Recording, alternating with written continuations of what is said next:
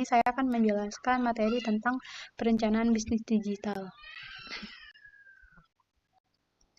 Nah, di sini tuh ada pengertian perencanaan bisnis. Jadi, perencanaan bisnis sendiri ini adalah dokumen tertulis yang menjelaskan secara rinci mengenai cara sebuah bisnis itu menentukan tujuan dan cara mencapai tujuan tersebut.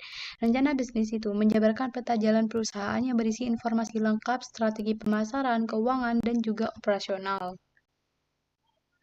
Nah, di sini itu terdapat beberapa tujuan dari perencanaan bisnis. Yang pertama, untuk merencanakan masa depan. Kemudian yang kedua itu untuk mengidentifikasi peluang dan tantangan. Kemudian yang ketiga itu untuk menarik investor dan mendapatkan pembiayaan. Kemudian yang keempat itu untuk mengatur sumber daya.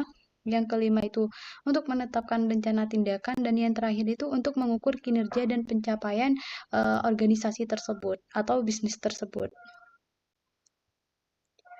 Selain itu, perencanaan bisnis di sini tuh juga memiliki beberapa manfaat, di antaranya untuk membantu dalam merumuskan visi dan misi yang jelas, kemudian untuk membantu dalam mengidentifikasi target pasar yang tepat, kemudian untuk membantu dalam menetapkan strategi pasar pemasaran yang tepat, kemudian untuk membantu dalam mengidentifikasi tujuan yang spesifik dan mengatur prioritas bisnis, dan untuk membantu dalam mempersiapkan menghadapi perubahan dan tantangan dalam bisnis tersebut. Nah, di sini juga terdapat beberapa komponen perencanaan bisnis.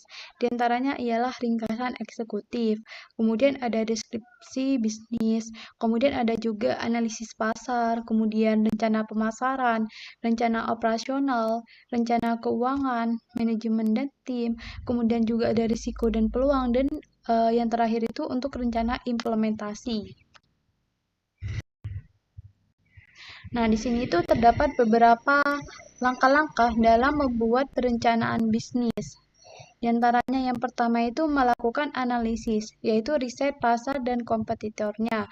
Yang pertama itu identifikasi target pasarnya, kemudian menganalisis pesaing, kemudian juga dapat tren industri, kemudian juga dapat menganalisis data dan sumber informasi, kemudian juga melakukan metode riset.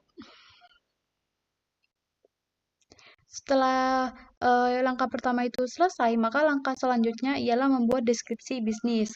Yang pertama itu menguraikan nama, terus kemudian jenis usaha, dan bentuk hukumnya.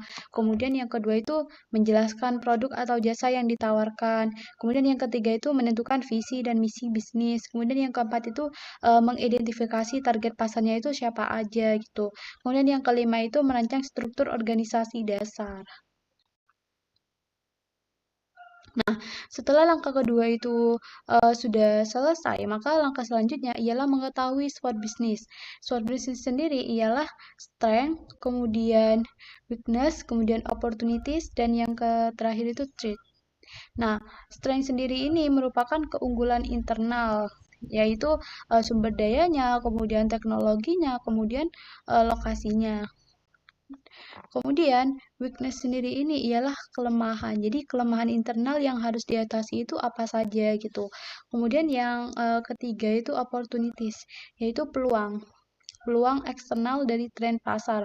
Jadi peluang dari pihak eksternalnya sendiri itu apa gitu. Kemudian yang keempat itu threats atau ancaman yang berasal dari luar bisnis, seperti kayak pesaing bisnis gitu.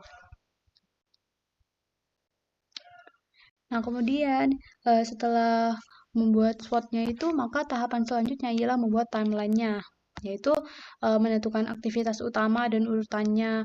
Kayak misal dari pagi itu ngapain gitu sampai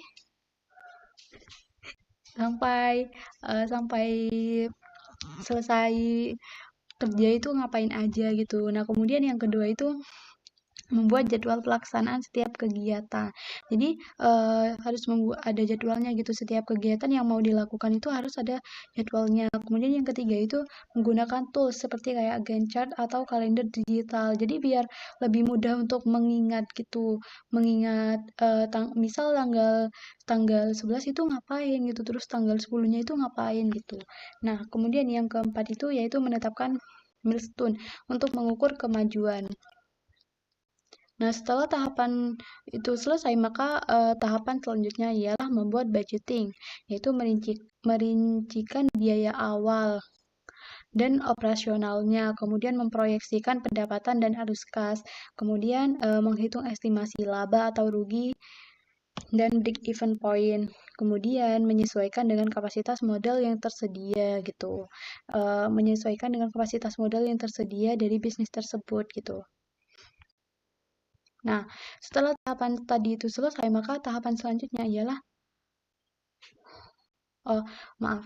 Jadi, untuk selanjutnya ialah jenis perencanaan bisnis digital. Jadi, di sini itu terdapat beberapa jenis ya perencanaan bisnis digital. Di antaranya ialah toko online, kemudian bisnis afiliasi, kemudian ada juga jasa desain grafis, kemudian dropshipper, kemudian thrift shop, kemudian ada content writer, kemudian ada pengajar online, kemudian ada juga nih jasa membuat website, kemudian ada konsultan digital marketing, dan juga podcaster.